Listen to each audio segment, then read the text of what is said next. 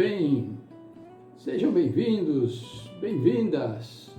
Já estamos aprofundando no estudo das profecias do profeta Daniel. Já vimos que a profecia do capítulo 7 é paralela com o capítulo 2. Apresenta 4 animais no lugar dos 4 metais, mas detalha o chifre pequeno. Em Daniel 7, 21, 22, dizendo que ele fazia guerra contra os santos e prevalecia contra eles, até que veio o ancião de dias, que é Deus o Pai, e fez justiça aos santos do Altíssimo. Essa passagem apresenta o esforço do inimigo para destruir os santos e apresenta também a vitória final da verdade, revelada por meio dos registros precisos, completos e exatos dos livros que foram abertos, conforme Daniel 7, versículo 10. Assentou-se o tribunal e abriram-se os livros. E enquanto os justos recebem um reino maravilhoso e eterno, o chifre pequeno perde o seu domínio e é destruído e consumido até o fim, conforme Daniel 7, 26. Esse juízo não é algo novo, pois já era representado no ritual israelita da purificação do santuário, o qual ocorria uma vez por ano, envolvendo 2 animais, um carneiro e um bode. Esses animais foram introduzidos na visão de Daniel 8, de 1 a 9, para orientar os nossos pensamentos na direção dessa investigação celestial, que tem por base a cruz do Calvário e os mandamentos de Deus. Vamos agora tratar daquela parte da profecia do capítulo 8, que não chegou a ser explicada ao profeta de Deus. Fica claro, entretanto, que aqui não estamos tratando do santuário terrestre, pois segundo Hebreus 9, 24, Cristo não entrou em santuário feito por mãos, figura do verdadeiro, porém no mesmo céu, para comparecer agora por nós diante de Deus. De acordo com as palavras do anjo Gabriel, a segunda parte da visão do capítulo 8 deveria se projetar para os últimos dias, conforme lemos em Daniel 8,17. Entende, filho do homem, pois esta visão se refere ao tempo do fim. Sendo assim, ela é de particular interesse para nós. Daniel, no entanto, deprimiu-se quando o anjo deu ênfase ao tempo do cumprimento profético, conforme lemos em Daniel 8, versículos 18 e 19. Falava ele comigo quando caí sem sentido, rosto em terra. Ele, porém, me tocou e me pôs em pé no lugar onde eu me achava, e disse: Eis que te farei saber o que há de acontecer no último tempo da ira, porque esta visão se refere ao tempo determinado do fim. O profeta, já idoso, passou mal, porque confundiu a aplicação dessa parte da profecia com a purificação do santuário assolado por Nabucodonosor, imaginando que o mesmo somente seria restaurado em um futuro ainda muito distante. Vamos, pois, ao início dessa parte da visão, que se encontra em Daniel 8, versículos 10 e 11, e que trata do chifre pequeno já na sua fase eclesiástica. Cresceu até atingir o exército dos céus, e alguns do exército e das estrelas lançou por terra e os pisou. Sim, engrandeceu-se até ao príncipe do exército. Dele tirou o sacrifício costumado e o lugar do seu santuário foi deitado abaixo. Dada a importância desses 2 versos, dedicaremos mais espaço para explicá-los do que aos outros versos desse capítulo. Em primeiro lugar, a palavra sacrifício deveria estar entre colchetes, pois foi acrescentada pelo escriba.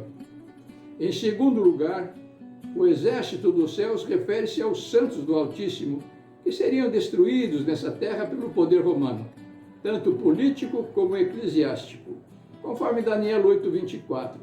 Grande é o seu poder e destruirá os poderosos da Grécia e o povo santo. Daniel 12, 3 também relaciona o povo santo com o exército dos céus. Os que forem sábios, pois, resplandecerão como o fulgor do firmamento, e os que a muitos conduzirem à justiça, como as estrelas sempre e eternamente. Em terceiro lugar, o príncipe do exército, nesse texto, se refere ao Filho de Deus, pois em Josué 5,14, ele aparece recebendo adoração. Respondeu ele: sou o príncipe do exército do Senhor e acabo de chegar. Então Josué se prostrou com o rosto em terra e o adorou, dizendo-lhe: que diz meu senhor ao seu servo? Finalmente, outro detalhe que também merece bem ser explicado é que há um ministério celeste em benefício da humanidade que vem sendo usurpado pelo chifre pequeno. O sacrifício costumado ou contínuo, referido em Daniel 8:11, consistia na oferta de 2 cordeirinhos que o sacerdote sacrificava no pátio do santuário na velha Jerusalém, um pela manhã e outro à tarde, em favor dos judeus que não podiam chegar ao templo. Como esse ritual visava a remissão dos pecados dos adoradores arrependidos e ausentes, ele representava um tipo do futuro ministério sacerdotal de Cristo no céu, quando ele intercede continuamente por nós, conforme Hebreus 7, verso 25. Por isso também pode salvar totalmente os que por ele se chegam a Deus, vivendo sempre para interceder por eles. O santuário terrestre, portanto, destinava-se a lançar luz sobre o que se passa no céu, não devendo ser um fim em si mesmo, conforme Hebreus 8, versos 1 e 2. Ora, o essencial das coisas que temos dito é que possuímos tal sumo sacerdote que se assentou à destra do trono da majestade nos céus, como ministro do santuário e do verdadeiro tabernáculo que o Senhor erigiu, não o homem. Se o copista acrescentou a palavra sacrifício no texto de Daniel 8:11, foi para relacioná-lo com o que Antíoco Epifânio, o 8º rei grego da dinastia de Seleuco, realizou no templo judeu quando ofereceu um porco em holocausto, exigindo que os judeus fizessem o mesmo. Mas a verdadeira finalidade dessa manobra, no entanto, era desviar a atenção da intercessão contínua, tamid, no hebraico, desenvolvida por Jesus Cristo no céu, para outro sistema de natureza pagã, realizado por meio de simples mortais, no confessionário, pretendendo interceder e perdoar pecados, que o bispo romano medieval estabeleceu na terra. Por este motivo, sabemos muito de Cristo na cruz e de sua segunda vinda, mas sabemos pouco sobre a sua obra atual, porque ela foi apagada da mente dos fiéis. Justamente o papel de Jesus Cristo a seu favor, uma obra de expiação ou do perdão definitivo de seus pecados confessados e abandonados. Após esses esclarecimentos, sigamos com a profecia de Daniel 8:12. O exército dos santos lhe foi entregue ao chifre pequeno com o sacrifício costumado, isto é, com a obra intercessória de Jesus Cristo no santuário celestial, e deitou por terra a verdade, incluindo a mudança nos 10 mandamentos, e o que fez prosperou. O texto de Daniel 8:25 atribui outras características ao chifre pequeno como segue: por sua astúcia nos seus empreendimentos, fará prosperar o engano, no seu coração se engrandecerá, e destruirá a muitos que vivem despreocupadamente. Levantar-se-á contra o príncipe dos príncipes, mas será quebrado sem auxílio de mãos. Esta astuciosa manobra religiosa em oposição às Escrituras revela os ataques do chifre pequeno aos filhos de Deus que viviam despreocupadamente, matando mais de 50 milhões deles durante os seus 1260 anos de supremacia. E ainda roubava-lhes a doce expectativa do perdão celestial. Mas por seu atrevimento, o chifre pequeno não ficará impune. No tempo certo será quebrado sem esforço de mãos humanas, porque só Deus poderá trazer esse poder eclesiástico a um fim definitivo. Diante desta escalada do chifre pequeno, surge a grande pergunta de Daniel 8:13.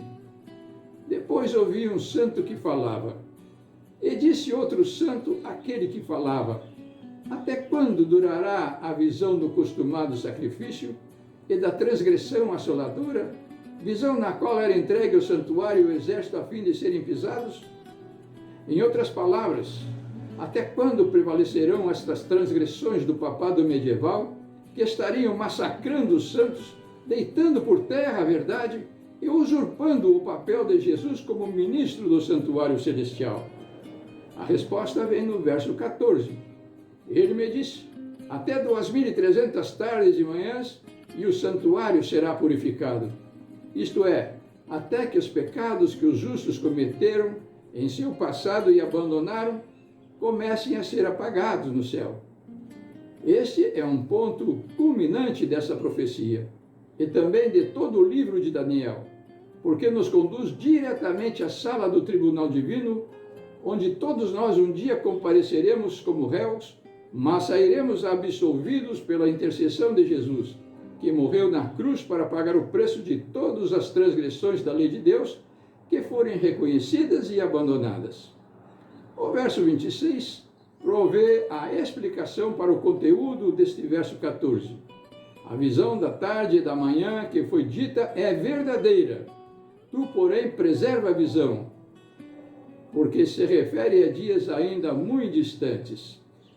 Confundido em seus pensamentos, no verso 27, o profeta conclui o capítulo 8 dizendo: eu, Daniel, enfraqueci e estive enfermo alguns dias. Então me levantei e tratei dos negócios do rei. Espantava-me com a visão, e não havia quem a entendesse. Bem, precisamos parar por aqui para não ficar muito cansativo. No próximo vídeo daremos a explicação dessa fantástica profecia de 2.300 anos que o maligno faz questão absoluta de ocultar dos filhos de Deus. Esperamos que vocês revisem esse vídeo em espírito de oração. Deem o seu like, se inscrevam no canal e divulguem suas mensagens. É certo que tem muitos precisando delas. Obrigado por nos ouvir, fiquem com a música especial de hoje e até o próximo vídeo, se Deus quiser.